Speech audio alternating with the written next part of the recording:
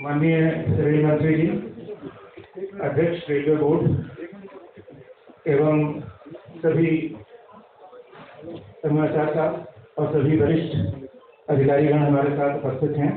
आप सब लोगों ने यहाँ पर आकर हमें अनुग्रहित किया है और अब हम press conference M R Mohammad महोदय की इजाज़त से ओपन करेंगे।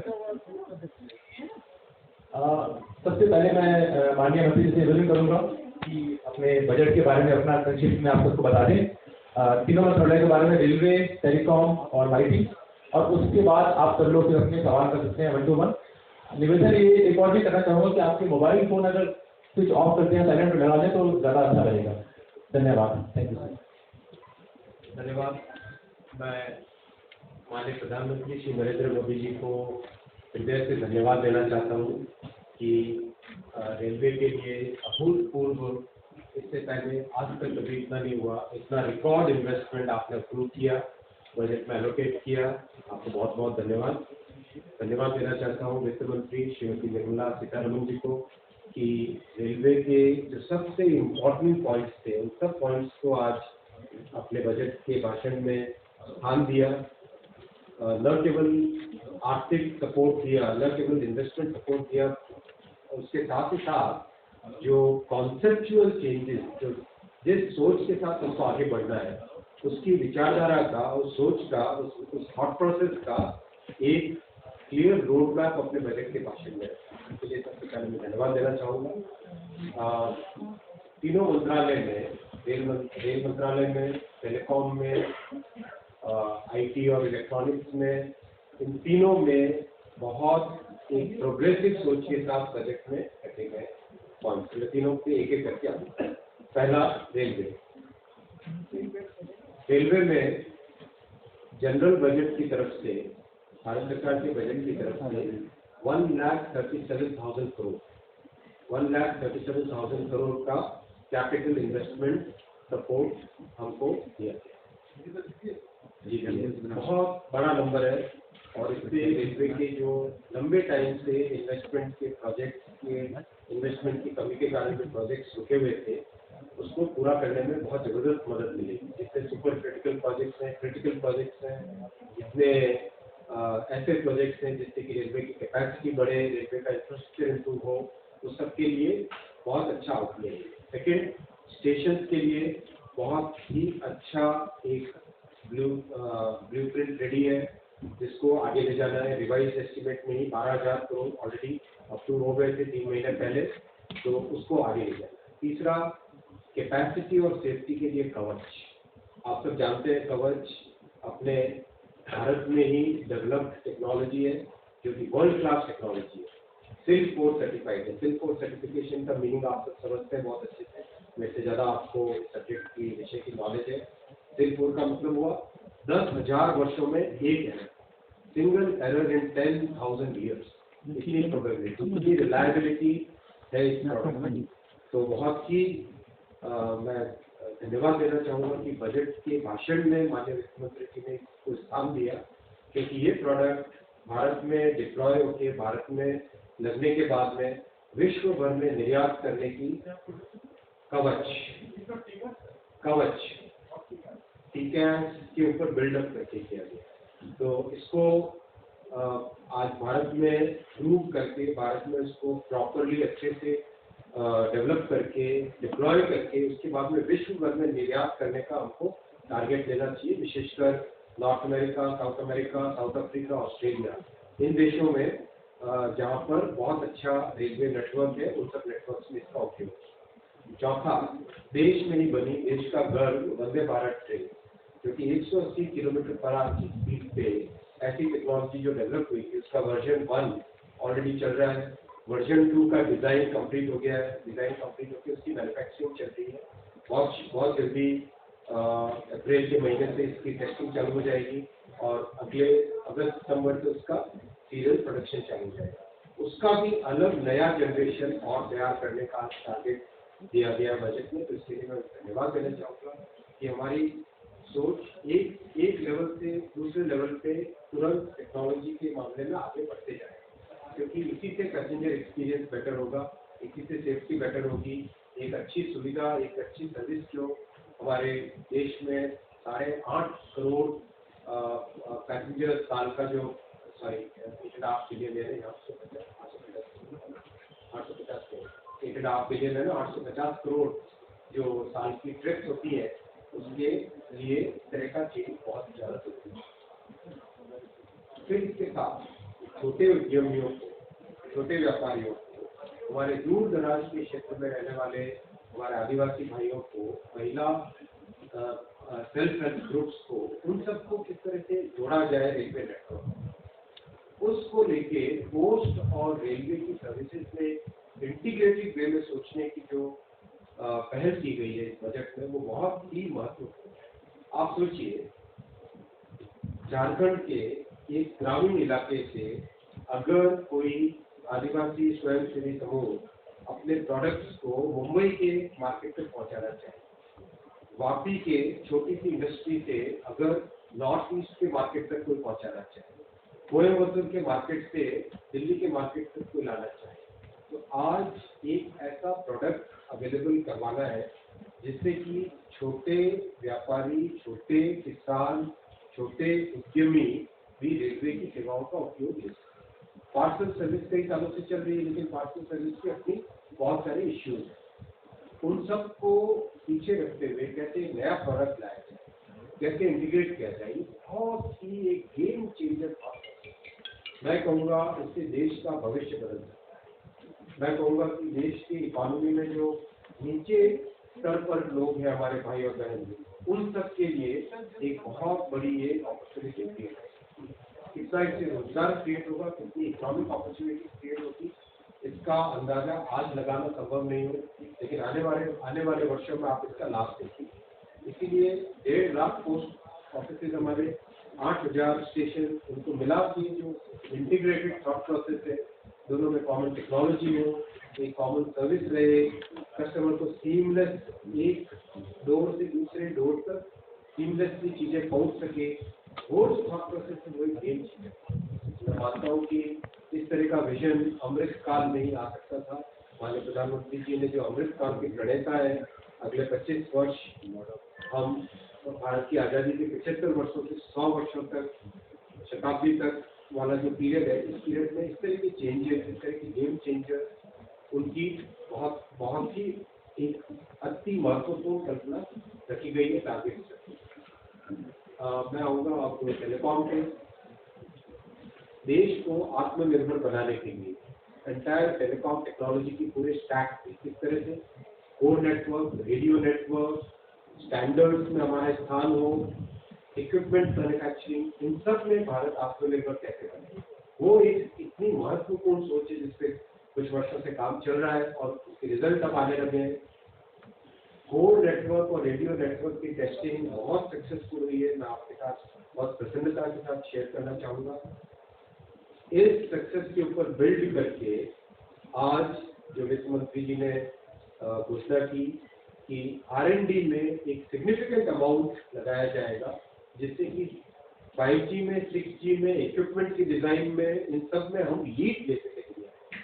हम दुनिया में एक्सपोर्टर बने टेलीकॉम इक्विपमेंट के, टेलीकॉम सॉफ्टवेयर के, सब इंपोर्टर बने रहे। ये जो सोच है, ये बहुत ही भविष्य में हजारों लाखों रोजगार उत्पन्न करने वाली एक सोच है। इस सोच पे काम करेंगे, मेहनत करेंगे, बजट में टारगेट्स रखे गए, एलोकेशन रखे गए।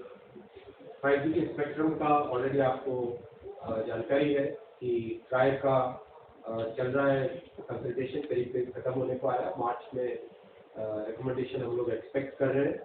इन पैरेलल ऑप्शन की जो तैयारी होती है, NIA वगैरह तैयार करना, डॉक्यूमेंट रेडी करना, वो सब भी इन पैरेलल चल रहा है।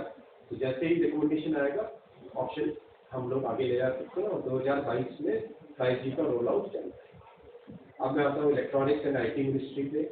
आप देखेंगे इस बजट में IT को, डिजिटल को एक महत्वपूर्ण स्थान प्रदान किया गया है, जो हमको अमृत काल में देश को आगे ले जाने वाले 4 स्तंभ है, उसमें IT एक बहुत बड़ा स्तंभ है, बहुत ही महत्वपूर्ण स्तंभ है। तो चाहे लॉजिस्टिक सर्विस हो, चाहे डिजिटल हेल्थ मिशन हो, चाहे आप एजुकेशन की बात करें, चाहे लैंग्वेज ट्रांसलेशन की बात करें, चाहे डिजिटल यूनिवर्सिटी की बात करें, हर एक क्षेत्र में आईटी को एक सेंट्रल स्थान दिया गया।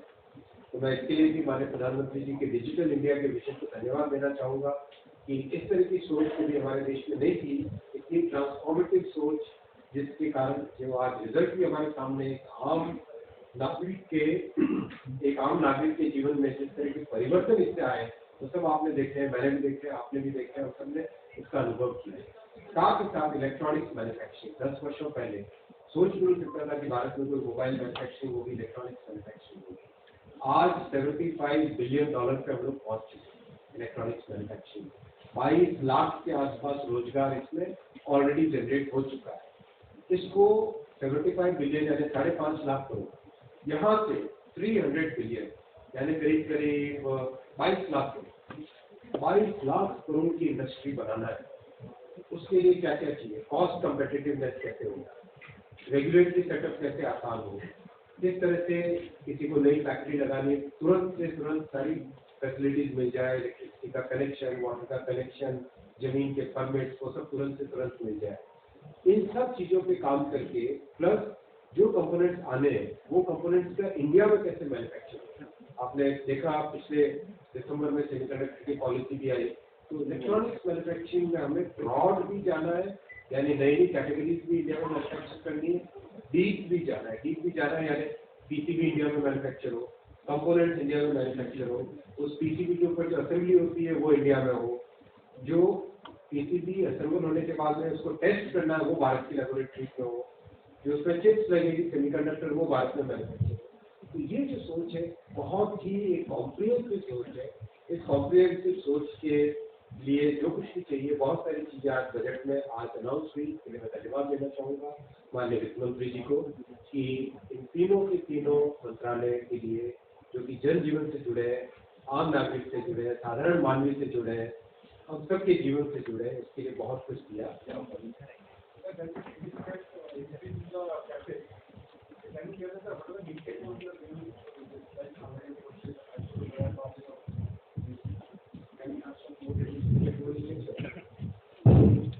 नई टेक्नोलॉजी को हमें पैसेंजर के पर्सपेक्टिव से कैसे देखना चाहिए। टेक्नोलॉजी नहीं है, टेक्नोलॉजी जीवन के साथ जुड़ी हुई चीज। अगर आप आज मोबाइल फोन यूज करते हैं फोन कॉल करने के लिए, पहले गोल गोल घुमाने वाले फोन यूज करते हैं, तो टेक्नोलॉजी जो है ना जीवन से कैसे जुड़ी है वो देखिए, राइट।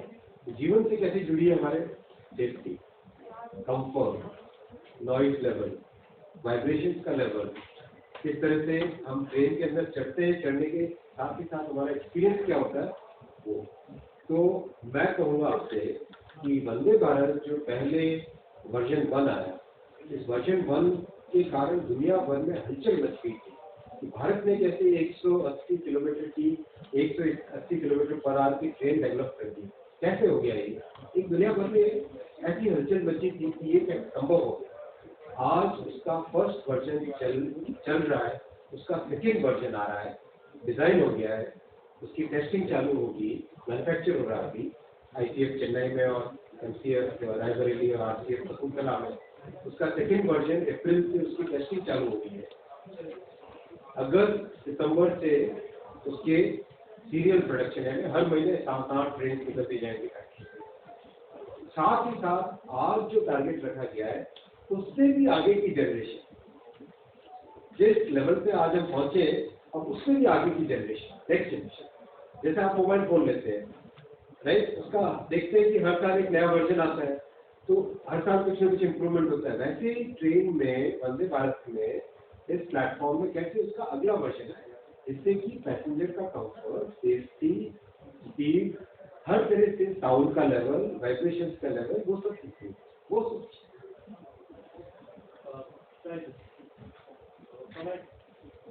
आवाज आ रही सर? अच्छा मैं सुंदर हूँ। ये वंदे भारत को लेकर थोड़े से डाउट चाहिए थे कि अभी भी आपकी प्रीमियम कैटेगरी की वो ट्रेन है, और सर अगर किराए के लिहाज से देखें तो नॉर्मल मेल एक्सप्रेस से 50 से 60% ज्यादा आप किराया पे करते हैं। सो जो 400 नई ट्रेनें आएंगी, क्या उनका कोई नया सेगमेंट क्रिएट करेंगे, या जो रनिंग आपकी शताब्दी, राजधानी या इस तरह के प्रीमियम उनको आप अगर वो कर देंगे, बदल देंगे, सो फिर उसमें सर वो कमर्शियल वायबिलिटी के लिहाज से कैसा चलेगा, क्योंकि ऑलरेडी महंगा है, फिर एक अगर इसकी कॉस्टिंग ज़्यादा आती है क्योंकि ट्रेन की कॉस्टिंग ऑब्वियस करीब 2-2.5 गुना ज़्यादा है। और आज हमारे रेलवे के 850 करोड़ पैसेंजर्स हैं, डेली 2.5 करोड़ के पैसेंजर्स हैं। डेली 2.5 करोड़ पैसेंजर में हर तरह का सेगमेंट है, सबर्बन भी है, इंटरसिटी भी है, लॉन्ग डिस्टेंस भी है, हर तरह का सेगमेंट है। हर तरह के सेगमेंट के हिसाब से आपको नए प्रोडक्ट्स लेने पड़ेंगे, क्योंकि कस्टमर पैसेंजर सबके अपने अपने एक्सपेक्टेशन है। आज कोई भी पुराने तरह के बहुत ही एक अलग ही युग के कोचेज में बैठना नहीं चाहता। नए तरह के कोचेज के लिए लोग जाते हैं, लोग आज हर कोई चाहता है कि बेहतर से बेहतर सुविधा है। तो ये जो नई ट्रेन आई, नई ट्रेन उस सेगमेंट को भी कैटर करेगी जिस सेगमेंट में एक आकांक्षा है कि हमको अच्छी से अच्छी ट्रेन सर्विस। रेलवे इतना बड़ा सागर है, इस सागर में हर एक के लिए जगह है। जो बिल्कुल ऑर्डिनरी पैसेंजर ट्रेन में बैठना चाहे उसके लिए भी जगह है, और जो प्रीमियम ट्रेन में बैठना चाहे उसके लिए भी जगह है। और मैं नहीं मानता है कोई प्रीमियम, अगर प्रीमियम होती तो इसकी ऑक्यूपेंसी कम होती। आज बंदे की ऑक्यूपेंसी कितनी है? 2 जो बंदे चल रही है इसकी ऑक्यूपेंसी कितनी है? Almost 95% occupancy. 95% ऑक्यूपेंसी अगर चल रही तो इसका मतलब लोगों को वो सर्विस चाहिए, लोग उस सर्विस को अवेल करना चाहते हैं, सर्विस को यूज करना चाहते हैं। ये सोचना पड़ेगा, हम सबको अपनी सोच बदलनी पड़ेगी। तो दूसरा एक छोटा सा सवाल सर, एक और छोटा सा सवाल था सर, एनटीपीसी और आरआरबी एग्जाम को लेके आपने मीडिया में भी आए, आपने बहुत सारे सभी लोग ये प्रश्न पूछे हैं, उससे पहले मैं स्वयं क्या बराबर कि बहुत लोगों के मन में प्रश्न होगा सर, उसको एक छोटा सा टाइमलाइन देख करिएगा। क्या कोई डेडलाइन आप तय करेंगे कमेटी रिपोर्ट आने के बाद? नोटिफिकेशन पढ़ा आपने? चलिए मैं पूरी बात बता देता हूँ, जैसे कि सबके मन में ये प्रश्न है तो चलो मैं पहले बताता हूँ। देखिए, रेलवे ने रिकॉर्ड एम्प्लॉयमेंट करने के इरादे से वैकेंसी निकाली थी 2019। रेलवे की नौकरी आप तक जानते हैं बहुत ही लोगों को पसंद है, क्योंकि एक स्टेबल ऑर्गेनाइजेशन है, लॉन्ग टर्म ऑर्गेनाइजेशन। ये ऑर्गेनाइजेशन जिसका देश भर में विस्तार है, हर सबसे जन जन से जुड़ा है, एक इमोशनल कनेक्ट है। इसमें एप्लीकेशन निश्चित तौर पे बहुत ज़्यादा आएंगी ही आएंगी, बहुत ज़्यादा से ज़्यादा नौजवान इससे जुड़ना चाहेंगे ही चाहेंगे। एप्लीकेशन खूब संख्या में आई, 1 करोड़ से ज़्यादा आई एनटीपीसी कैटेगरी में भी और लेवल 1 कैटेगरी में भी 1 करोड़ से ज़्यादा दोनों जगह एप्लीकेशन। परीक्षा की तैयारी चालू हुई। परीक्षा के हिसाब से पहले जिनको अपॉइंट किया गया, उसके बाद में आया कि नहीं टेंडर करना चाहिए। टेंडर के हिसाब से सीवीसी के रिकमेंडेशन आए, उसके हिसाब से वापस टेंडर करके नया एक अपॉइंटमेंट हुआ कि ये टेस्ट की एजेंसी होगी। टीटीएस को सेलेक्ट किया गया एनटीपीसी के लिए, और मेरे ख्याल से एनएससी को सेलेक्ट किया गया लेवल 1। मैं पूरी बात बता देता हूँ जिससे किसी के मन में कोई संदेह न है। एग्जाम डिस्पाइट कोरोना का जो ऐसा कालखंड था जो आप सब जानते हैं, हम सब ने झेला उस कालखंड को। उस कालखंड के दौरान भी एकदम ट्रांसपेरेंट वे से टेस्ट किया। उस टेस्ट में आप सब जानते हैं कि कहीं से कोई किसी तरह की पेपर लीक की बात नहीं है, कहीं से कोई मैनिपुलेशन की बात नहीं है, बहुत अच्छे तरीके से टेस्ट हुआ। रही बात शॉर्ट लिस्टिंग की, जहाँ पे छात्रों के मन में एक उद्वेग आया, और एक मैं कहता हूँ हम लोग संवेदनशील सरकार है। हमारे मन में ये भावना है कि हम सेवा करें, हमारे मन में ये भावना नहीं कि हम राज करें। ये भावना के साथ जब काम करते हैं, अंत्योदय की भावना से, गरीब से गरीब की सोच की भावना से, तो उस भावना से जब काम करते हैं, तो अगर छात्रों को परेशानी हुई तो उसको सॉल्व करना हमारी ड्यूटी है, हमारा कर्तव्य है, उसके लिए हम तैयार है, उसमें हमारा कोई ईगो नहीं है।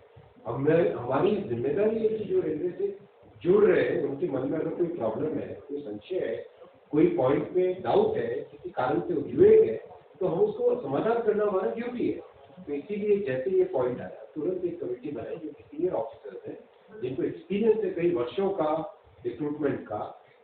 Already more than 1 lakh representation आ चुके हैं कमेटी के पास, और कमेटी आपने नोटिफिकेशन देखा होगा, उसमें टारगेट दिया हुआ है विदिन 3 वीक्स आपको ये प्रोसेस कंप्लीट करना है। तो जैसे जैसे रिप्रेजेंटेशन आ रहे हैं उसका तुरंत उसका एग्जामिनेशन भी कंप्लीट करना है, जिससे कि एक फेयर वे में इस प्रॉब्लम का समाधान किया जाए। 3 प्रॉब्लम्स हैं। पहला एनटीपीसी में शॉर्ट लिस्टिंग में कितने होने चाहिए यूनिक कैंडिडेट, दूसरा ग्रुप बी यानी लेवल 1 का एग्जाम सिंगल स्टेज होना चाहिए, डबल स्टेज होना चाहिए, राइट। तो ये दो बड़े इश्यूज हैं। तीसरा मुद्दा है कि कोई टेस्ट का लेवल कैसा हो, हाई बहुत ग्रेजुएट ज़्यादा आ जाएंगे 10+2 कैटेगरी में, संवैधानिक व्यवस्था है उसी फ्रेमवर्क में हम सब काम करेंगे। तो इन तीनों का समाधान करने के लिए हम लोग तत्परता से काम कर रहे हैं, टाइमलाइन लेके काम कर रहे हैं, संवेदनशीलता के साथ काम कर रहे हैं, सेवा की भावना के साथ। इसमें हमारे मन में, हमारी नीयत में, हमारे तरीके में, हमारे प्रोसेस में कहीं पे संदेह की बात है। एकदम क्लियर स्पष्ट वे में मैं सभी छात्रों से निवेदन करता हूँ, हम उस प्रोसेस से गुजरे हुए हैं। जो अनिश्चितता होती है, जो माइंड में एंग्जाइटी होती है, वो मैं समझ सकता हूँ। मतलब हमें भी ध्यान है कि ट्रेन में स्लीपर कोच में नीचे अखबार बिछा देते थे और उसमें सो जाते थे। स्टेशन जहाँ पे सेंटर होता था वहाँ पे जाते थे, कहाँ रिजर्वेशन करवाने के हालत कहाँ होती थी, आपकी स्थिति कैसी होती थी, हमें ये पता है।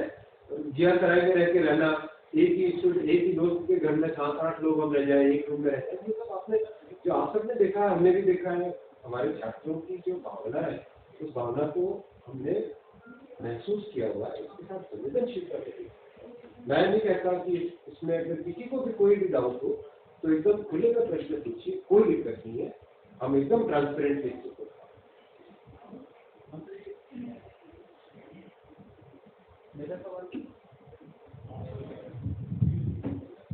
मेरा सवाल है कि जो 400 वंदे भारत ट्रेन ला रहे हैं, रेलवे इससे पहले कई वैरायटी में ट्रेन लाई, तेजस, दुरंतो, कई तरह की ट्रेनें चल रही हैं। तो क्या अब सिर्फ वंदे भारत ट्रेनें ही रेलवे बनाएगा, वही चलेगी? और दूसरा, इस बार जो बजट है रेलवे स्टेशन के रिडेवलपमेंट को लेकर कोई टारगेट रखा गया है? कितने रेलवे स्टेशन कितने साल तक डेवलप होंगे? तो वंदे भारत एक नया प्लेटफॉर्म है, नई टेक्नोलॉजी। दुरंतो, राजधानी, ये सब एक ही प्लेटफॉर्म को उसी टेक्नोलॉजी के अलग अलग प्रोडक्ट्स के अलग अलग सर्विस, राइट। LHB कोड से आप राजधानी भी चला सकते हो, दुरंतो भी चला सकते हो। वंदे भारत एक नई टेक्नोलॉजी, नया टेक्नोलॉजी का प्लेटफॉर्म, जिसमें हर साल इम्प्रूवमेंट होता है, हर एक जनरेशन में उसका बेटर वर्जन आए, वो ऐसे स्टेशन के लिए ऑलरेडी आर्मी बजट का जो रिवाइज एस्टिमेट होता है, उस टाइम में ऑलरेडी 12,000 करोड़ के लिए एलोकेशन किया गया था पिछले 3 महीने पहले। तो इसमें स्टेशन के रीडेवलपमेंट का कंप्लीट जिस तरह का विजन है ये सब का, कि स्टेशन शहर का केंद्र बिंदु होता है, उसके साथ ज़्यादा से ज़्यादा लोग कैसे जुड़े, कैसे कि मान लीजिए किसी भी शहर में एक यूनिक प्रोडक्ट है। अगर आप जोधपुर में जाओगे तो चतुर्भुज के गुलाब जामुन खाना ही खाना आपको, अगर आप आगरा जाओगे तो पेठा खाना ही खाना आपको, राइट। तो हर जगह का अपना अपना एक प्रोडक्ट होता है। पुणे जाओगे तो शीतला बंधु की मिष्ठान भंडार की मिठाई खानी खानी। तो एक जो हर एक अपने देश की विविधता का, डाइवर्सिटी का, इसका लाभ, इसका अनुभव हर कोई उठा पाए, पैसेंजर उठाए, जो पैसेंजर्स नहीं है, जो शहर के उस जगह आना चाहते हैं वो उठाए। उसके लिए स्टेशन की जो कॉन्सेप्ट है वो कॉन्सेप्ट रेडी है और बहुत जल्दी इसमें बड़ी संख्या में काम चालू करेंगे, बड़ी मात्रा में काम करेंगे। देखो, टारगेट्स होते हैं और उसके पीछे का काम होता है। अगर हम एक नया मॉडल बना रहे हैं जिसमें कि स्टेशन के रीडेवलपमेंट का मॉड्यूलर अप्रोच होती है, जिसमें एक अमृत काल में ये मॉडल बना था, ऐसा अगले 50 वर्षों तक लोग देखेंगे। तो उस सोच के पीछे जो मेहनत होती है ना, उस मेहनत के लिए कोई टारगेट आपको नहीं, जो टारगेट आप रखोगे उससे भी ज़्यादा अचीव होगा। सर, मेरे दो question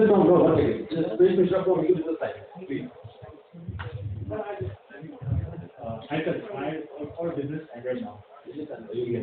So, how much is the operating ratio that you are targeting in the 22-23 budget? And my supplementary question is, now that there is no COVID resource gap, sir, over here. Sir, now that there is no COVID resource gap allocation which was in the previous budget, how will you be spending the extra money that will be needed? Excellent question. Thanks for asking this absolute financial point. We are targeting 98% of operating ratio in the coming years. We believe that we'll better this, we'll improve this. Why I'm saying? First, we are today already achieving 4 million ton plus loading every day. Unthought of, unheard of. इतने dedication के साथ railway की पूरी team काम कर रही है और जो भी प्रोसीजरल चेंजेस, बहुत सारे प्रोसीजरल चेंजेस जो सिम्प्लिफिकेशन किया वो आपके सामने आया नहीं, हमने कभी प्रसिद्धि देने की कोशिश नहीं की, लेकिन इतनी तेजी से किस तरह से भारत में कोई भी रेलवे की सेवा लेना चाहे उसको आसानी से वो सेवा मिले, उस पर तेजी से काम चल रहा है. Already we are 4 million plus already we have reached. We are now targeting a consistent 4.5 million ton per day. 4.5 पहुंच के फिर how do we reach 5 million ton per day? तो इस तरह की थॉट प्रोसेस के साथ जो फोकस देने की लेजर शार्प फोकस कि किस तरह से हमें देश की लॉजिस्टिक्स कॉस्ट को कम करना है. देश की लॉजिस्टिक्स कॉस्ट को कम करना है, इसका मतलब रेलवे का शेयर बढ़ाना है. रेलवे का शेयर बढ़ाना है तो उसके लिए क्या करना है? 1, 2, 3, 4, 5 ये सब इस तरह से सोच के साथ काम कर रही है. रिजल्ट आ रहे हैं, रिजल्ट सामने. मुझे लगता है कि even though we are targeting 98%, we should be able to achieve better. That is first part of your. Second part था आपका कि पिछली बार कोविड का, राइट? अगर हम देखो हम लोग जनरली 1200 मिलियन टन से 1230-1240 मिलियन टन साल का होता है, राइट? आप तो जानते हैं नंबर, बहुत सही अच्छे से जानते हैं इस नंबर को. This year we are reaching close to 1400 million ton loading. Record है. तो जब इस तरह की अचीवमेंट फिजिकल परफॉर्मेंस होगी तो कहीं पे कोविड या किसी भी कारण से रीइंबर्स करने के लिए जरूरत है. जो बाली नंदा फ्रॉम केबीसी आवाज. हेलो सर, इस बजट में पीएम गति शक्ति पर काफी फोकस किया गया है और रेलवे की बात करें तो 100 गति शक्ति कार्गो टर्मिनल भी बनाए जाएंगे. क्वेश्चन ये है कि क्या प्राइवेट सेक्टर भी इसमें पार्टिसिपेट कर पाएगा? कुछ आप लोगों ने रोड मैप तैयार किया है या नहीं? एक और क्वेश्चन है, वंदे भारत को लेकर कई सारे क्वेश्चन है. अगर हम मेक इन इंडिया की बात करें तो कितना पुश मिलेगा, जो लोकल मैन्युफैक्चरिंग है उसको कितना बढ़ावा मिलेगा? तीसरा लास्ट क्वेश्चन है कि जो एलोकेशन बढ़ाया गया है, क्या रेलवे ने कुछ एरिया या फिर सेक्टर आइडेंटिफाई किए हैं जहां पर इसको खर्च किया जाएगा? Thank you. First question, PM गति शक्ति फ्रेमवर्क में रेलवे का बहुत ही महत्वपूर्ण रोल है. रेलवे का अहम रोल है. क्यों अहम रोल है? रेलवे के साथ रोड जुड़ती है, रेलवे के साथ वाटरवेज जुड़ते हैं, रेलवे के साथ टेलीकॉम जुड़ता है, रेलवे के साथ पोस्ट जुड़ रहा है. अभी रेलवे के साथ बहुत सारी सर्विसेज, क्योंकि इतना बड़ा मैसिव नेटवर्क, मैसिव इंफ्रास्ट्रक्चर वो रेलवे का, उसके साथ जब सब जुड़ जाते हैं तो वो मल्टीप्लाई होते हैं, ऐड नहीं होते. 1+1 11 नहीं होता, 1+1 2 नहीं होता, 1+1 11 होता. उस थॉट प्रोसेस के साथ हम काम कर रहे हैं. उस थॉट प्रोसेस में गति शक्ति टर्मिनल किसी भी इंडस्ट्री को अपना मल्टी मॉडल टर्मिनल बनाना, उसका फ्रेमवर्क रेडी है. आज ऑनरेबल फाइनेंस मिनिस्टर ने उसका मेंशन किया. I am thankful to her. इसको तेजी से अब आगे ले जाना है. 100 का टारगेट है जिसमें देश भर में जहां पर भी जिस भी इंडस्ट्री को, जिस भी इंडस्ट्रियल क्लस्टर को, जिस भी एरिया को, इंडस्ट्रियल एरिया को, जिस भी वाटरवे से कनेक्टेड एरिया को, जिस भी फार्मर की मंडी को, जिस भी स्मॉल एमएसएमई के क्लस्टर को अपने प्रोडक्ट्स को रेलवे के साथ जोड़ना है, तो वो सब के सब इसके साथ जुड़ सकते हैं. प्राइवेट लैंड हो, रेलवे की लैंड हो, गवर्नमेंट की लैंड हो, स्टेट गवर्नमेंट की लैंड हो, इंडस्ट्रियल कॉर्पोरेशन की लैंड हो, किसी भी लैंड को उसके साथ जोड़े. जो कनेक्टिंग नेटवर्क बनेगा उस नेटवर्क की मेंटेनेंस की जिम्मेदारी रेलवे लेने के लिए तैयार है. उसमें इलेक्ट्रिफिकेशन की जिम्मेदारी रेलवे लेने के लिए तैयार है. किसी भी तरह का उसमें कोई इंसिडेंट होता है तो उसमें रेलवे का पूरा इंफ्रास्ट्रक्चर उसके साथ जुड़ने के लिए तैयार है. तो ये एक सोच ऐसी है जो कॉम्प्रिहेंसिव सोच है. इस सोच के साथ है. सेकेंड आपका क्वेश्चन था वंदे भारत की make in India. This is design in India and make in India का एक्सीलेंट एग्जाम्पल. वंदे भारत अपने आप भारत में अपने ही इंजीनियर्स के ब्रेन से ये डिजाइन हुई है। That's why I said in the beginning, दुनिया भर में हलचल मच गई कि भाई भारत ने कैसे 180 किलोमीटर पर आवर की स्पीड की ट्रेन बना दी। बहुत मुश्किल होता है, 120, 130, 140 तक बहुत सारे देश है पहुंच सकते हैं। जहाँ तक मेरी जानकारी है 180 तक शायद सिर्फ there are only 8 countries in the world जिन्होंने 180 kph स्पीड की ट्रेन डिजाइन की है, डिजाइन करके मैन्युफैक्चर की है। तो this is a classic example of design in India make in India. Third question आपका था जो एलोकेशन बढ़ाया है क्या? करेक्ट, एलोकेशन जो बढ़ाया उसमें हमारी प्राइमरी फोकस रहेगा कैपेसिटी और सेफ्टी से रिलेटेड।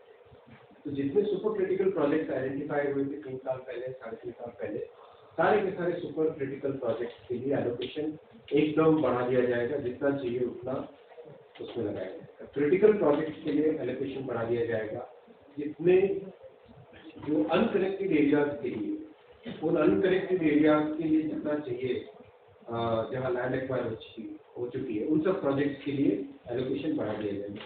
इसके साथ ही साथ जो इकोनॉमिकली कल्चरली इम्पोर्टेंट एरियाज है जो लेफ्ट आउट है अभी भी रेलवे कनेक्टिविटी से, उनके लिए भी इसके लिए इसमें एलोकेशन किया जाए। What is the concept of one station and one product? बताया ना डिटेल में। All right, I was not there. Okay.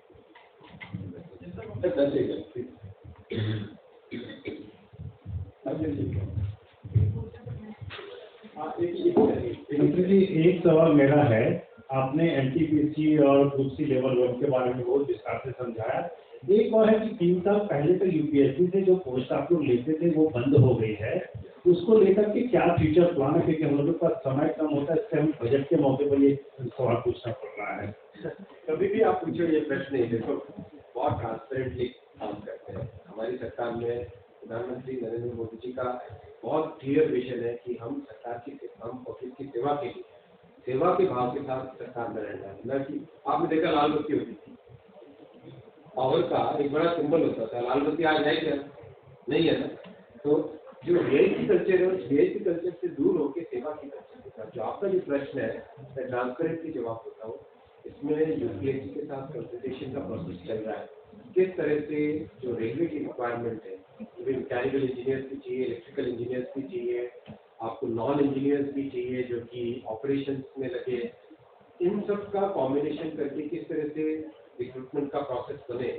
Because हम सब जानते हैं कि डिपार्टमेंटलिज्म हमारे यहाँ एक बहुत बड़ी समस्या है। तो डिपार्टमेंटलिज्म को ओवरकम करने के लिए किस तरह से एक नया मॉडल बने, बिकॉज रेलवे तो अगले कई वर्षों, कई दशकों, कई शताब्दी से ज़्यादा रहने वाली है। मास ट्रांसपोर्टेशन का तो यही एक मीन है, यही एक तरीका है। तो इसमें आगे की सोच, भविष्य के लिए एक ऐसा स्ट्रक्चर तैयार हो, उस पर हमें काम करना ही पड़ेगा। तो वो यूपीएससी जैसे ही कंसल्टेशन ये कंप्लीट होता है, उस प्रोसेस को भी हम आगे बढ़ेंगे।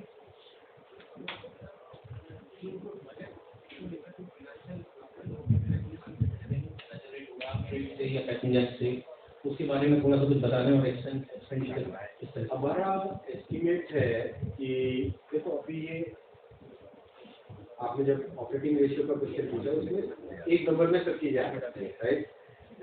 करीब करीब 2,40,000 करोड़ का रेवेन्यू का एक्सपेक्टेशन है, एस्टिमेट है अगले फाइनेंशियल ईयर में। 2,40,000 करोड़ का टोटल। हमारे ऑपरेटिंग जो ऑर्डिनरी वर्किंग एक्सपेंसेस है और पेंशन फंड में इन्वेस्टमेंट है, वो सब मिला के प्लस एनर्जी का बिल है, वो सब मिला के करीब करीब 2,10,000 करोड़ के आसपास या 2,18,000 करोड़ के आसपास एस्टिमेट है अगले साल का एक्सपेंडिचर। तो मोटा मोटी बहुत कुछ डिपेंड करेगा हम किस तरह से रेट पे अगले साल इस कमिंग ईयर में परफॉर्म करें। तो जो हमने टारगेट लेके चल रहे हैं 1475 मिलियन टन का इस साल टारगेट लेके चल रहे हैं। 1475 मिलियन टन बहुत बड़ा टारगेट है, बहुत डिफिकल्ट टारगेट होता है। इसको अचीव करने के लिए मेहनत करनी पड़ेगी, देर से मेहनत करनी पड़ेगी। It's like almost creating one full एक पैरेलल रेलवे जैसे क्रिएट करना है, उस तरह की मेहनत है। तो कर रहे हैं इसमें मेहनत, मुझे लगता है अचीव करेंगे। तो ये नंबर जब रिवाइज एस्टिमेट का टाइम आएगा जनवरी का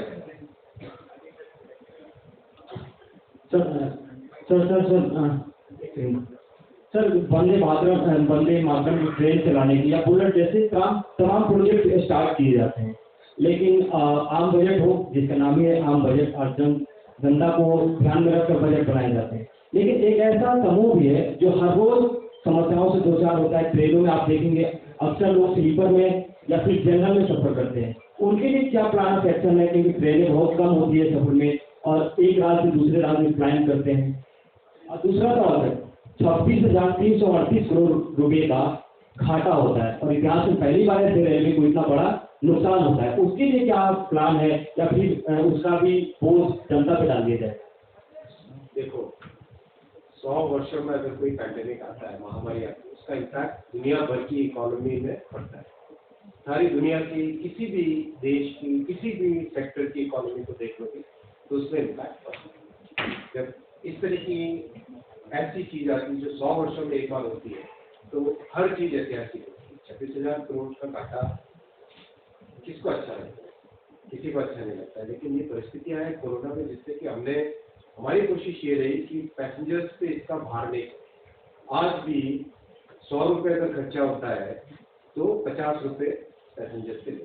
जो आपने कहा क्योंकि रेलवे मास ट्रांसपोर्टेशन का आम आदमी की सवारी है, एक ऐसी सवारी है जिसमें जन जन जुड़ा है। हर कोई डिमांड इतनी है, उसके लिए आपको इन्वेस्टमेंट बहुत बड़ी संख्या में करना पड़ेगा, तभी जाके इस रेलवे के नेटवर्क को कम से कम आज जिस परिस्थिति में उससे 4 गुना करना पड़ेगा। हम 135 करोड़ की जनसंख्या वाले देश, 135 करोड़ की जनसंख्या वाले देश में हमें इन्वेस्टमेंट करना पड़ेगा, प्रोसेसेस को सुधारना पड़ेगा, टेक्नोलॉजी को बेटर करते रहना पड़ेगा, तभी जाके उस एस्पिरेशन को, उस एक्सपेक्टेशन को मीट कर पाएंगे। तो ये कंटिन्यूस प्रोसेस है। इस प्रोसेस में जैसा प्रधानमंत्री जी कहते हैं, सबका साथ, सबका विकास, सबका विश्वास और सबका प्रयास। सबका प्रयास लगेगा, हमारा भी प्रयास लगेगा, आपका भी प्रयास लगेगा, रेलवे के हेल्पर का, कूली का, टेक्नीशियन का, ट्रैकमैन का, सबका प्रयास। There is a target of 100% electrification by December this year. How much of that process is on? And out of the allocated fund from the budget this year, how much of that will go towards achieving net zero emission? Already completion की तरफ है 100% electrification. आप नहीं सोचते थे कि किस तरह से ट्रैक डबल बढ़ रहा है, ट्रैक और बढ़ाए Conclusively on the electrification point and the net completion की स्टेज पे 100% इलेक्ट्रिफिकेशन को it's on the verge of getting completed.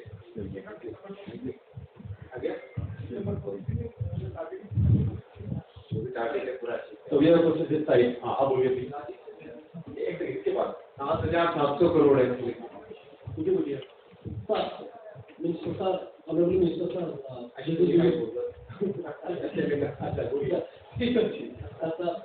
my question is very simple. The most people of India, they are watching the project of bullet train, the Daydream project. What's your vision? Because right now the bullet train project is completely a youth factor. नहीं, आपने देखा ही नहीं इस बीच में इसका मतलब। अरे मैं बताता हूँ, रुको मैं बताता हूँ। इतनी तेजी से इस पे काम चल रहा है। आप सोचो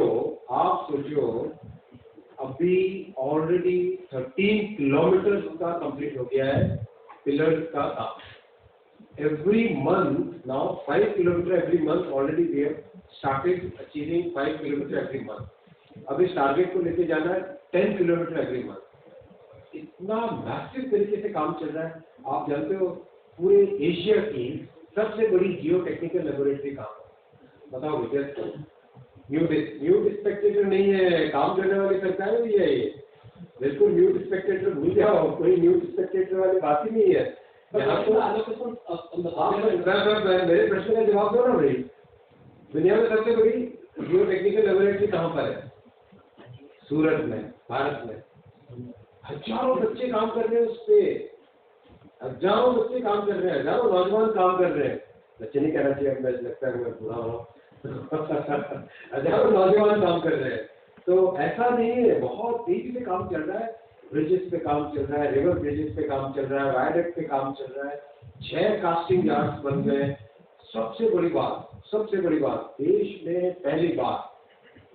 में पहली बार बुलेट ट्रेन के प्रोजेक्ट में आप देखेंगे भारत के बने हुए लॉन्चर से आप जैसे ये 2 पिलर है राइट, इन दोनों पिलर के ऊपर एक गर्डर डाला। अब इस गर्डर के ऊपर लॉन्चर, वो नेक्स्ट गर्डर को लिया और इसके ऊपर डाला, यानी अगला वाला जो पिलर बना उसके ऊपर क्रेन के डालने की जरूरत नहीं पड़ी। ये चलता चलता चलता चलता इसके ऊपर पिलर लगाता गया। ये टेक्नोलॉजी भारत में पहली बार, ऐसा नहीं अनएक्सपेक्टेड है। most aspirations project of API is the aspirations district, Akanksha district के लिए क्या विजन है रेल का? And my last question is the state about the 5G, how you want to tackle? 5G देश के लिए ट्रांसफॉर्मेटिव टेक्नोलॉजी है, और जैसा मैंने डिटेल में आपको विस्तार में कहा, 5G के लिए पूरा टेक्नोलॉजी स्टैक, उसका कोर नेटवर्क, उसका रेडियो नेटवर्क, उसके इक्विपमेंट, मोबाइल हैंडसेट में जाने वाला पीसीबी के ऊपर लगने वाले कंपोनेंट, उन कंपोनेंट्स की टेस्टिंग, उसमें लगने वाले सेमीकंडक्टर, पूरा का पूरा हिंदुस्तान में बने, ये प्रधानमंत्री जी के आत्मनिर्भर भारत का विजन है, और उसी में हम मेहनत कर रहे हैं। आकांक्षी जिलों के बारे में जो आपने प्रश्न पूछा, बहुत इम्पोर्टेंट प्रश्न है। आज इतनी एक गर्व की बात है कि आकांक्षी जिलों में रहने वाले हमारे भाई और बहनों ने जो मेहनत की है, कितने सारे पैरामीटर्स ऐसे हैं जिससे आज वो स्टेट एवरेज से ऊपर है। और इस कॉन्सेप्ट की देखिए, आप सोच की बात है, ये थॉट प्रोसेस की बात है। एक थॉट प्रोसेस था जिसमें हम कहते थे कि हम गरीब हैं, हमको गरीबी, एक सरकार थी, कांग्रेस का युग था, जिस युग में गरीब को गरीब कैसे रखना है, गरीब ही रहे, ताकि वो हमारा वोट बैंक बना रहे। हम नारे देंगे हर साल नए गरीब के हटाओगे, हम नारे देंगे, हम एलोकेशन करेंगे, स्कीम बनाएंगे, लेकिन गरीब को गरीब ही रखना है ताकि वो अपना वोट बैंक बना रहे। उस सोच से कितनी अलग सोची, ये सोच है कि गरीब के जीवन में एक परमानेंट, एक ट्रांसफॉर्मेटिव, एक ऐसा चेंज आए जिस चेंज से लाइफस्टाइल में चेंज आए, जीवन के स्तर में चेंज आए, उसकी नेक्स्ट जनरेशन, परिवार की नेक्स्ट जनरेशन को बेटर फैसिलिटीज मिले। ये सब सोच के साथ आकांक्षी जिलों का प्रोग्राम 3 साल, 4.5 साल हो गए। इतनी मतलब दुनिया भर में लोग इस पे इकोनॉमिक रिसर्च पेपर्स लिख रहे हैं, हार्वर्ड की केस स्टडी बनने वाला है ये प्रोग्राम। इस तरह के इसके रिजल्ट्स हैं। और अब अगला स्टेप इसका लिया जा रहा है आकांक्षी block with in the district. ऐसे डिस्पैरिटीज हैं, जो ब्लॉक्स पीछे रह गए उनको कैसे आगे जाए, तो ये बहुत बड़ी सोच है। इसके लिए telecom, education, health, highway, railway, हर एक तरीके से किस तरह से फैसिलिटीज, इंफ्रास्ट्रक्चर का उसमें अवेलेबल हो, वो सब उसमें देखा है। हेलो सर,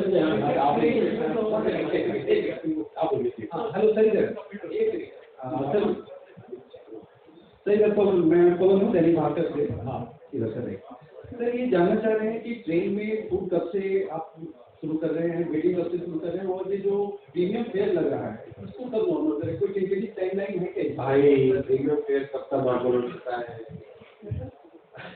आप नहीं, आपको ध्यान नहीं है। प्रीमियम फेयर खत्म हो चुका ऑलरेडी। स्पेशल ट्रेन वाला डेजिग्नेशन, जैसे कोरोना पीरियड में कंट्रोल वाली बात, सिचुएशन चेंज हुई, उसको ऑलरेडी चेंज कर दिया गया था। खाना ऑलरेडी उसके जितने भी केटरिंग सर्विसेज से जुड़े हुए जितने बंधु थे, उन सबके कंप्लीट कॉन्ट्रैक्ट रिन्यू हो चुके हैं। कई ट्रेन में खाना चालू हो चुका ऑलरेडी। बेडिंग हम चालू करने वाले थे, लेकिन जैसे ही ओमिक्रॉन का थ्रेट आया, उसको थोड़े टाइम के लिए रोक लिया गया, लेकिन वो भी बहुत जल्दी चालू होगा। हमारे एमओएस दर्शनाबेन जरदोश जी ऑलरेडी इस पर काम कर रही है। वो टेक्सटाइल मंत्रालय में भी मिनिस्टर है, तो अपने और सूरत से आती हैं, तो उनकी नॉलेज बेस बहुत है टेक्सटाइल का, वो इस पे काम करते हैं। Yes, I will soon come to here, sir. Yes. Sir, just wanted to understand few provisions that have been made in the budget with respect to telecom and also the sports and IT. So first, on the telecom, there is provision of 44,000 crore for BSNL. So what brings this investment into BSNL when they were already given 70,000 crore? What has been the outcome? And also, the budget mentioned is for 4G, but when 5G is knocking at the door and you said that technology has been tested indigenously, then why this provision for 4G? देखो, कई वर्षों के बाद में BSNL ने operating profit achieve किया है। इसका कारण क्या है? डीप में जाना चाहिए, ये सब्जेक्ट बहुत ही गहरा सब्जेक्ट है। इसके साथ देश की स्ट्रैटेजिक सोच जुड़ी हुई है। BSNL MTNL को किस तरह से प्रोटेक्ट करके ग्रो करना है, किस तरह से उसको आगे आज के युग के हिसाब से तैयार करना है, उसका पहला स्टेप जब 2019 में लिया गया, उसके बहुत अच्छे परिणाम आए। कई वर्षों के बाद में BSNL is now making operating profit.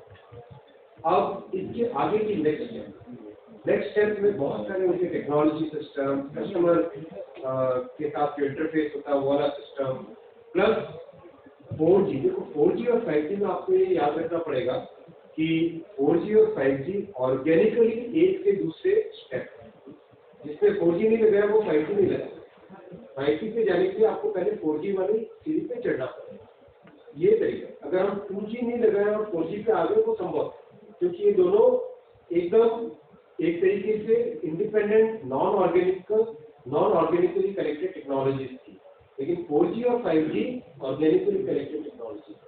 तो हमको BSNL के लिए इस बार टारगेट ये लेके चलना है कि पहला तो बहुत सारे देश भर में बहुत सारे नौजवान, बहुत सारे साथी, बहुत सारे बंधु BSNL से जुड़े और वो लास्ट माइल की जो सर्विस होती है वो प्रोवाइड करें, लास्ट माइल कनेक्टिविटी प्रोवाइड करें। 4G का स्पेक्ट्रम एलोकेशन हो, 4G जो अपना हिंदुस्तान में बना हुआ है वो डिप्लॉयमेंट चालू हो, उसका लार्ज स्केल पे टेस्टिंग हो, लार्ज स्केल पे डिप्लॉयमेंट हो, उसके बाद में स्टेबलाइज होने के बाद में उसको 5G पे जाना चाहिए। ये सोच है, ये सोच इसलिए जरूरी है कि बहुत बड़ा ऑर्गेनाइजेशन है BSNL MTNL। आप जानते हैं BSNL MTNL में एम्प्लॉयज की संख्या आज भी 72,000 से ज्यादा है, करीब 72,000। इतनी बड़ी संख्या में एक ऑर्गेनाइजेशन का कल्चर चेंज होना है, नई टेक्नोलॉजी का एडॉप्शन होना है, सबको ट्रेनिंग देनी है, सबको अपना ओरिएंटेशन चेंज करना है। स्टाफ के लिए दिन रात मेहनत करनी पड़ती है, वही मेहनत। So there is component of 3,000 crore for BRS also. Is it the pending one or it's fresh one? छोड़ो ना। Sir, this is Milan from India Today Rajkot. Sir, recently there's been a big derailment that has happened, and I just want to know what the railway's thought is on the LHB coaches. कितने और coaches एक्सपेडिशसली लगाए जाएंगे, पुरानी technology से forward movement में क्या काम हो रहा है और कितनी गति से काम हो रहा है सेफ्टी के पर्सपेक्टिव। मैक्स आउट कर रहे हैं LHB टेक्नोलॉजी को, मैक्सिमम पॉसिबल जितनी प्रैक्टिस बना सके उतने LHB कोचेस बनाए। You are absolutely right. It was a very unfortunate incident, and I feel very sad about it. I am feeling very, देखिए compassion हमसे जितने भी जुड़े हुए लोग हैं, नेचुरल है that the trust that railways have, passengers have on railway, that trust has to be reciprocated. इसलिए जितना हो सकेगा, जितने मैक्सिमम पॉसिबल LHB कोचेस का मैन्युफैक्चरिंग हम कर रहे हैं। Already factories are working at their peak capacity, they will continue to work till we replace the entire old generation.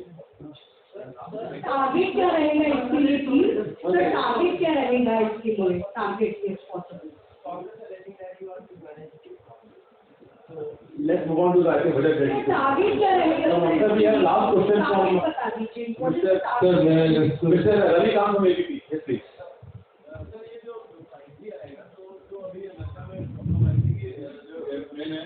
उसमें दिक्कत हो रही थी, तो इंडिया में जब 5G आएगा तो उसके लिए क्या किया? तो मैं बहुत ही सरल तरीके से बताता हूँ। जो US वाला इश्यू था, वो इश्यू इंडिया में नहीं आया। क्यों नहीं आया? US में क्या है, किसी भी प्लेन में, और विशेषकर पुराने वाले जो प्लेन है, उसमें जो अल्टीमीटर होता है, अल्टीमीटर यानी मेजर करता है, यहाँ से एक रडार की बीम जाती है जमीन तक और जमीन से वापस प्लेन में। इससे पता चलता है कि जमीन के ऊपर ये 500 मीटर है या 2 किलोमीटर है या 5 किलोमीटर है। ये अल्टीमीटर का काम होता है। जो फ्रीक्वेंसी इस बीम के लिए यूज होती है, वही फ्रीक्वेंसी 5G के लिए भी, उसके पास की फ्रीक्वेंसी 5G के लिए। भारत में वैसा नहीं है। भारत में जो फ्रीक्वेंसी अल्टीमीटर के लिए यूज होती है वो फ्रीक्वेंसी 5G के आसपास नहीं है, उससे बहुत दूर की फ्रीक्वेंसी है। तो ऐसा समझिए कि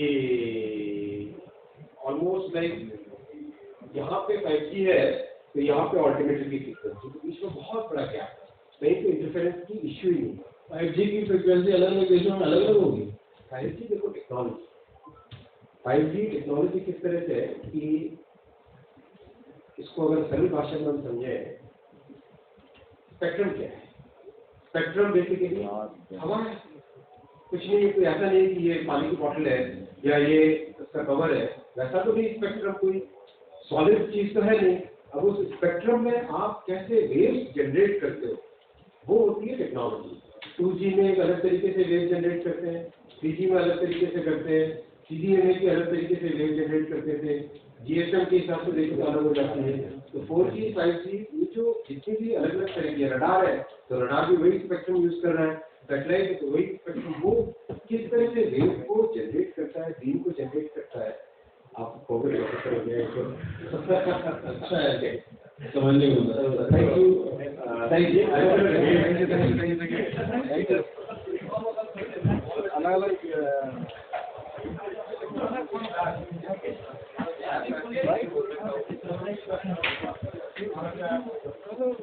मेरा डाली, मेरे भाई डाले आज तक